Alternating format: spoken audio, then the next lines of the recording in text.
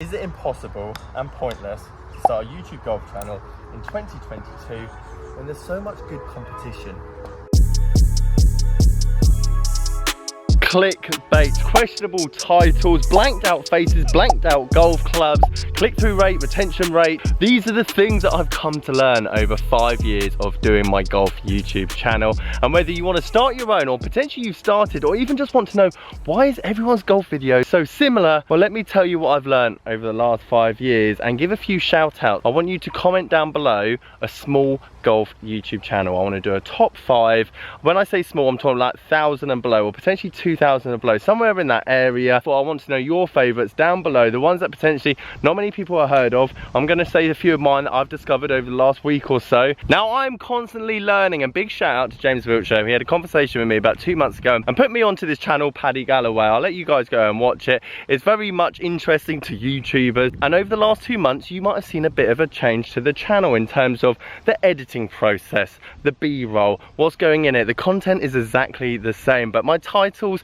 are definitely a lot more clickbaity. The thumbnails are definitely a lot more guesswork.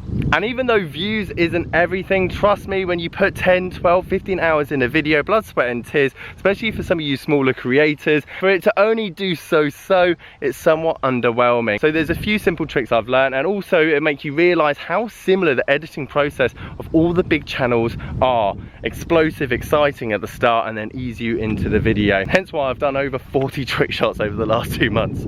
Number 1, clickbait. And let's talk about the terms, the words that you will see in every video, and also how I've over the last 6 months found a few different titles and thumbnails that just work for my channel. And this is really important if you're a small channel growing. If your community particularly responds to this title or this thumbnail that you keep putting out, keep using it. And for you guys wondering why every golf YouTuber's title is a question followed by a blank followed by this, is that you have to click on that title and thumbnail. You'll be surprised how many people are seeing your title and thumbnail. My videos are getting 250,000 impressions on average through my videos, averaging 10 to 20,000 views per video, meaning that realistically out of those 250,000 people, I've only seeing a 5% on average across all of those. But the aunties, the uncles, the dogs, your niece, they're the ones that are less likely. And if you can cast a wide net, e.g. fake, illegal, cheating golf clubs that blew my mind, and you won't believe how amazing this thing is,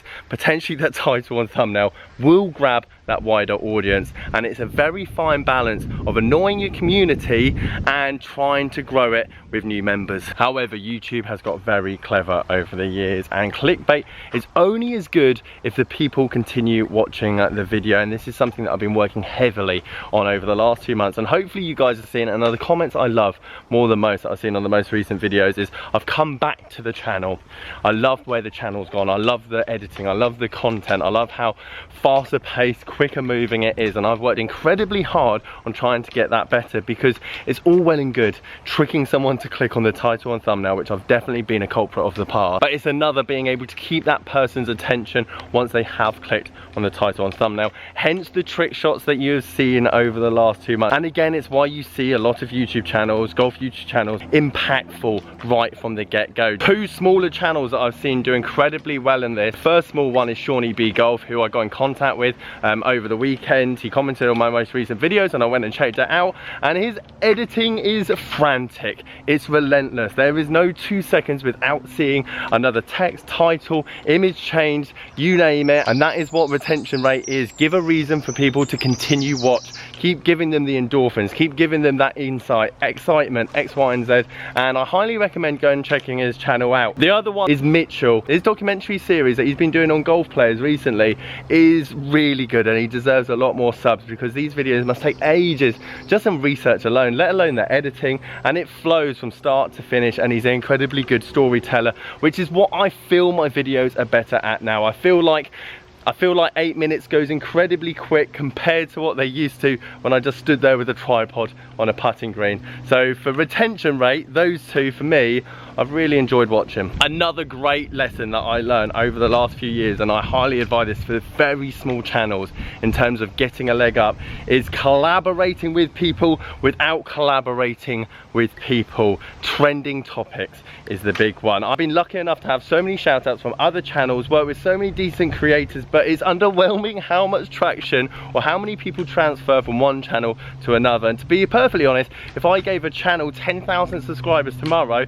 which would be obscene, if they don't act and those 10,000 people don't click on the videos that person then publishes, guess what? The videos are going to do horrendous, because YouTube just thinks that they haven't brought out a decent video or a decent topic. So it's always going to be a slow building process.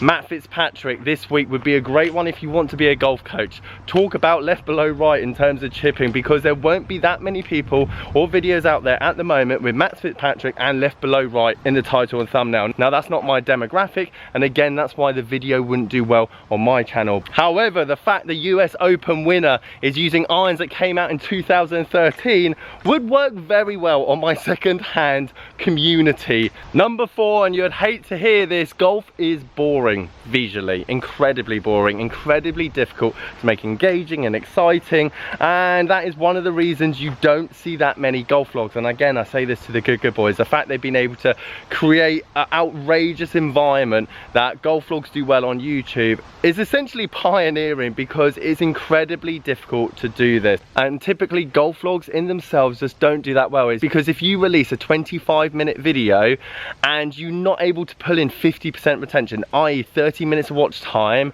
it's just not going to get pushed out. So it needs to have something else, hence why you see so many 3-hole golf matches, and the title won't be playing at Sandhurst or playing down at Sanford Springs with this person. It's, oh my god, can you believe what happened? And you have to watch 6, 7, 8 minutes to find out exactly what happened. But golf in its entirety as a format, shot traces help, isn't that visually exciting, so there has to be other elements. For example, Tubes and Anns do incredibly well with the guests that they have on their channel. Rick's Break 75 series done incredibly well, but you're not watching shot by shot, you're watching a different angle, a drone shot, something on the right hand side, a bit of editing here and there. These are the things that definitely help keep people engaged. And I'm not saying golf vlogs won't work, I'm just saying you have to put an incredible amount of effort into the title, thumbnail and the editing to make sure that your golf vlog separates it from everyone else's. And again, another tip and trick that I've learned, it's a lot easier to get 50% retention rate on a 6-minute video, hence why all my 6-minute videos recently have done incredibly well, as it is on a 12-minute video. And again, I've been asking myself the question, does this video need to be 12 minutes long? Does it need to be 50 minutes long? If the answer is yes, and you've got incredible content in that video.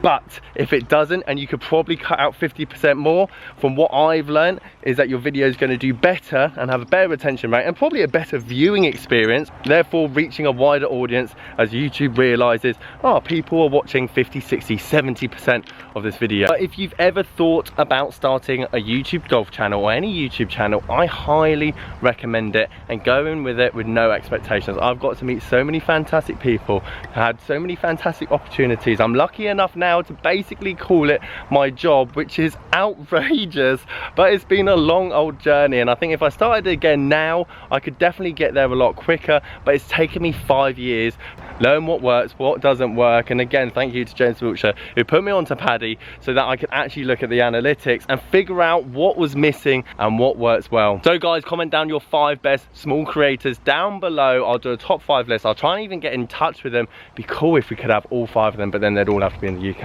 But I'd love to do that kind of idea, bit of interaction, engagement. If you like this video, potentially like this one up here on the right hand side. Catch you guys there.